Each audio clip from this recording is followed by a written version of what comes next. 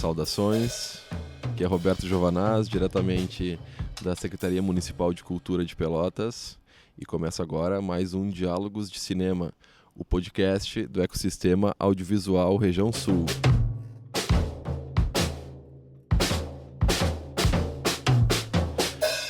E no episódio de hoje vamos dialogar com Alceu Silva sobre gestão de negócios audiovisuais. Alceu, seja muito bem-vindo. Conta para nós um pouco da tua história e da tua trajetória. Olá, boa tarde, Roberto. Boa tarde a todos os ouvintes aí que estão conosco nesse podcast. Grato inicialmente por participar dessa iniciativa, parabéns. Né? Então eu vim de Santa Cruz do Sul, né, aqui a convite dos amigos Chico e Ale Matos, né? Dois parceiros aí também de audiovisual que a gente foi se encontrando. Lá em Santa Cruz do Sul, nós estamos também com uma iniciativa muito parecida aqui com a do ecossistema da região sul, que é o Santa Cruz Polo Audiovisual.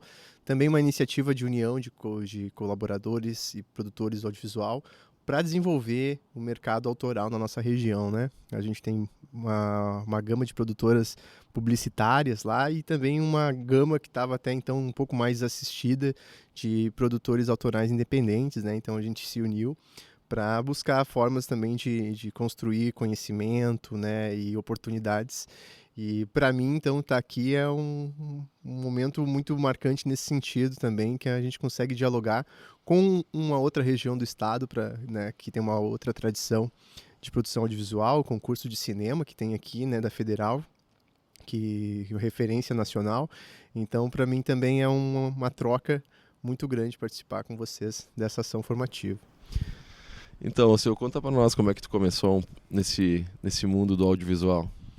Bom, eu comecei no audiovisual, então, ali em 2016, assim, né, o primeiro início, eu acho que para muitos, teve o primeiro videoclipe ainda nos tempos de escola, né, então ali a gente já vai flertando um pouco com gostar dessa ideia de criação e direção, construir realidades. E mais tarde, quando chega o momento então da universidade, eu levo um tempo inicialmente para me encontrar, porque eu não tinha conhecimento que existia um curso de produção audiovisual ou que existia um curso de cinema na minha cidade. O que tinha mais próximo era o curso de publicidade e propaganda, que até frequentei um pouquinho, mas ainda não era isso que eu queria. Né? Então, depois de um tempo de passar por outras universidades, outros cursos superiores, né, eu então encontro o curso de produção audiovisual que já existia na minha cidade, né, eu só não tinha esse conhecimento da existência do curso lá. E conheço também o processo para trabalhar com construção de roteiros, com produção fílmica, de programas de televisão, né, aprendo sobre esse caminho e decido então entrar no curso de produção audiovisual e começar a minha descoberta, né? A minha descoberta inicialmente ela vem do lugar de produtor, né? Acabo muitos anos da minha vida eu trabalho como produtor, né? Pequeno nas produções escolares, depois nos primeiros trabalhos assim como produtor, mas sempre em casa também escrevendo um roteiro, às vezes dirigindo uma que outra criação autoral, né? Então acho que começa aí esse primeiro ciclo, né, de experimentação, até que culmina então num momento de decisão de fato abrir uma empresa e ser um empreendedor da área audiovisual, não publicitária, né? Então daí isso acontece em 2017 e em 2018 com a formalização da empresa. Então daí também começa a haver uma formalização de processos, né, meus, da empresa, de busca de conhecimento, para conseguir achar um espaço de atuação, né, visto que esse é um mercado que a gente está mais acostumado a ver movimento em São Paulo, Rio de Janeiro, né? Aos poucos começam a ter outros eixos no Brasil. Então, em 2018 nasce a Facsanto, que é a minha produtora audiovisual, né? E a gente já nasce vocacionado para produções não publicitárias. E a cada ano a gente vem, então, buscando formas de se manter e de crescer nesse mercado. O ecossistema audiovisual Região Sul é uma iniciativa que busca impulsionar a indústria cinematográfica no extremo sul do Brasil. As atividades são realizadas com recursos da Lei Paulo Gustavo, Procultura RS, Secretaria de Cultura do Estado do Rio Grande do Sul, Instituto Estadual de Cinema, Ministério da Cultura e Governo Federal. O ecossistema audiovisual Região Sul é uma realização Campus Neutrais Produções e cursos de cinema da Universidade Federal de Pelotas. Alceu, na tua oficina sobre gestão de negócios audiovisuais,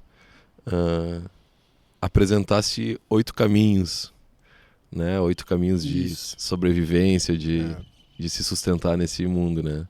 Queria que tu falasse um pouco sobre eles. Eu tive essa provocação ano passado, então, dos amigos, né, do Ale e do Chico, para vir aqui, né, ter um momento de troca com o projeto. E desde então eu vim pensando, né, o que eu poderia trazer, porque também foram trazidas muitas pessoas super qualificadas e com larga trajetória, né, do audiovisual antes da nossa oficina, da minha oficina aqui. E fiquei muito me perguntando com frio na barriga, né, o que eu vou levar de novo, né, tentar trazer um outro olhar, né, para o público. E eu olhei para as questões que me fizeram falta, assim, no início da minha trajetória, assim. Eu pensei, tá, quais são as principais questões? No início não eram 8, depois a gente foi diminuindo, né? E ficou 8 porque eu gosto do número 8. Eu pensei, não, então vamos sintetizar então em oito premissas, assim, que do meu lugar de fala, assim, fazem sentido. E daí eu transformei isso então numa linha de pensamento e trazendo também algumas historinhas, né? A gente trouxe alguns personagens passando por situações reais, né? Que ou aconteceram conosco ou com pessoas próximas da gente durante esse período de produção. E elencando algumas delas, né? Acho que as 3 principais elas ficam no caráter financeiro do negócio, mas a primeira parte principalmente de uma adequação em termos ao mercado audiovisual no país, que gira muito em torno da contratação de MEI e de MEs, né? A pejotização também um tanto, né? Então, falei sobre isso, né? Sobre a importância de quando tu atua num mercado onde boa parte do fomento é público, né? Tu já tem um CNPJ, tu já tem um registro junto aos órgãos representativos da tua cadeia produtiva, né? Então, no caso, Ancine ou reguladores, né? Como é a Ancine, já começando por aí, né? Tu começa a organizar essa parte do papel, né, a chamada burocrática, né, que geralmente o criador criativo não é muito simpático, né, a gente não quer se debruçar tanto sobre esse tipo de questão, a gente quer mais tá criando um roteiro, tá dirigindo uma história do que tá gerenciando uma tabela ou preenchendo, né, documentos em plataformas online do governo. Mas é um aspecto necessário, visto que, por exemplo, se você vai acessar um recurso público, né, tu também vai ter que ter toda uma forma de prestar contas, de organização, que é muito burocrática, né? Então, quanto mais cedo tu começar a te apropriar disso, mais portas vão se abrir. Então, a gente parte daí, né, como o que criar, um MEI ou uma ME, né? Um pouco das diferenças, a gente falou sobre isso, né? Às vezes os fantasmas são maiores do que eles realmente são. E, então, quando a gente abriu, a gente tinha muitos medos, muitas incertezas, e a maioria delas não se realizou. Então, eu quis desconstruir um pouco esse caminho. Depois, né, a gente falou sobre, ainda dentro da questão burocrática, né, mas dessa vez mais financeira, a gente abordou da questão de tu entender como que funciona o teu fluxo de entradas mesmo financeira dentro dessa profissão, né? Seja se tu vai ser um profissional liberal, vai trabalhar como um roteirista por conta própria, horas tu vai ter projeto, horas tu vai ter menos projetos, seja como proponente, né? Tu vai ter anos que tu vai conseguir acessar mais recursos, anos que tu vai ter menos recursos. É um mercado instável por não ser um mercado tradicional, né? A economia criativa está surgindo agora, agora que eu digo, ela é recente, né? Assim, nos últimos 20 anos em especial. E então, muitas coisas estão mudando o tempo todo. Não é um mercado tradicional como um mercado da medicina, do direito, das engenharias. E isso também faz com que o profissional ele se desafie a se sustentar e se manter produtivo, né? Então a gente falou sobre esse aspecto e depois é como também lidar com cada projeto individualmente no seu gerenciamento financeiro, jurídico, né? Para ser mais direto, depois dessa a gente também falamos um pouco sobre a questão da formalização de contratos, né? Blindagem jurídica tanto da tua empresa quanto blindagem jurídica dos projetos envolvidos, né? Porque devido à natureza da criação que a gente costuma às vezes já fazer na universidade ali, entre amigos, produzir, né? A produção profissional acaba também sendo entre amigos, né? Só que daí também envolve responsabilidades, envolve valores e precisa estar bem escrita onde começa e onde termina os limites de cada coisa para evitar problemas, né? Então a gente falou bastante sobre isso. Depois a gente avançou para uma das formas que para nós foi muito importante como início de carreira, que foi o trabalho em coprodução, né? Buscar então parceria com produtoras maiores, como se comportar frente a uma mesa de negociação com produtoras maiores, né? Não se diminuir nesse sentido, porque também é um mercado que às vezes tem um certo comportamento bastante predatório, né? Onde o maior acaba se prevalecendo às vezes com o menor. E avançamos também para a importância de tu estar participando dos processos de elaboração de políticas públicas, não só como uma ferramenta de cidadania, mas como uma ferramenta de aprendizado para os teus próprios projetos, né? Então, à medida que tu está trabalhando dentro de um ciclo onde pessoas discutem políticas públicas, os problemas, os gargalos, tu também consegue, de alguma forma, qualificar o teu trabalho, olhar diferente para os teus projetos e até ver o mercado como um todo, conforme se esse vai ser um ano que... Tu consegue, por exemplo, já reconhecer os anos que vão ter editais e os anos que não vão ter editais, né? E depois que a gente passou por essa aqui, eu vou puxando a memória, né? Estou sem a minha cola aqui do meu computador agora aqui. A gente também conversou sobre a importância de estar em espaços de discussão setorial, como aqui, né? Onde uma troca de experiência, pessoas com mais, pessoas com menos experiência, menos tempo de atuação no setor, mas a gente está sempre aprendendo e muito do que a gente aprende na vida é ouvindo ou vendo alguém fazer. No audiovisual também não é diferente, então tu estando em espaços onde está sendo debatido projetos ou problemas da cadeia produtiva, com certeza tu vai ter saberes que vão te ajudar nos teus próprios projetos.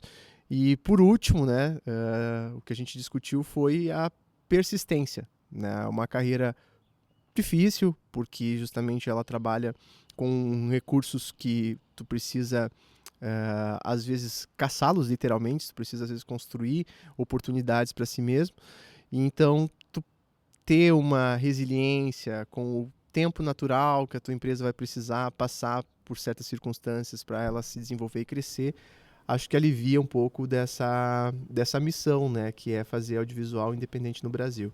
Maravilha. E foram os 8, né? Se não esqueci de nenhum.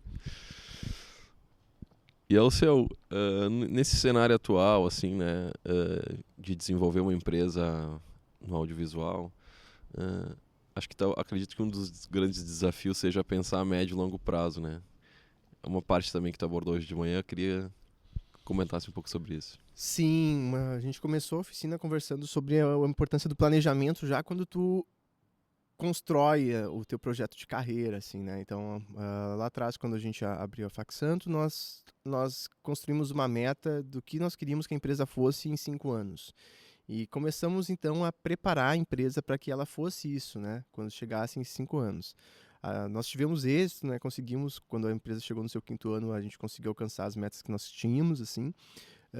Mas a gente olha para trás e vê que cada etapa que foi feita anteriormente e que foi pensada anteriormente fez toda a diferença para chegar nisso, né? Então, o tempo de CNPJ é uma coisa determinante em muitos processos, né? Às vezes, seja ele um edital público ou seja acessar um financiamento para você comprar uma câmera, né? Então, tu tem mais de 2 anos de CNPJ, se tu leva muito tempo para abrir esse CNPJ, tu pode esbarrar numa habilitação de algum processo seletivo, não conseguir algo que era importante para ti nesse momento.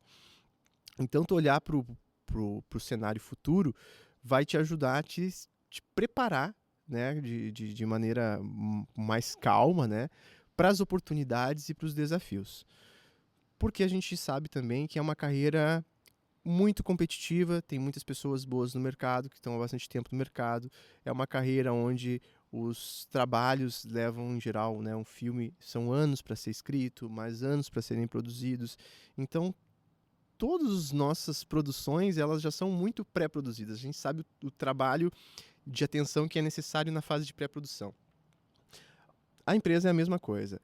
Pensar nessa pré-produção da empresa antes mesmo de instituir ela é fundamental para que chegar lá no tempo que tu colocou de meta, tu consiga ter alcançado aquela meta. Fosse produzir um filme, vender para um player, né? Então, nós tínhamos metas no início de tudo, desde quantos projetos a gente queria escrever por ano, para quantos players a gente queria apresentar naquele ano, qual tipo de player que a gente queria se relacionar em 2, 3, em 4, 5 anos, né? Porque daí tu sabe que, poxa, eu quero começar a negociar com a Paramount daqui a 5 anos, é menos assustador do que daqui 2, 3 semanas, que talvez você não tenha ainda o tipo de material apresentável para um player assim. Então, esse planejamento ele se torna essencial para além da área financeira, mas também para a área criativa da empresa. Alceu, eu queria agradecer muito a tua presença aqui no ecossistema, no laboratório, e te agradecer também pela participação aqui no nosso podcast. Imagina, eu que agradeço aí, sempre um prazer vir à cidade aí. Tenho muito carinho e vida longa ao ecossistema e aos projetos audiovisuais que nascerem por aqui. Muito obrigado. Esse conteúdo foi gravado aqui na Secretaria Municipal de Cultura e faz parte do Laboratório Audiovisual Região Sul, uma incubadora que desenvolve projetos audiovisuais ambientados no extremo sul do Brasil. Se gostou do episódio, compartilhe nas suas redes sociais ou envia para alguém que também pode gostar. E segue a gente lá em @audiovisualregiãosul. Obrigado e até a próxima.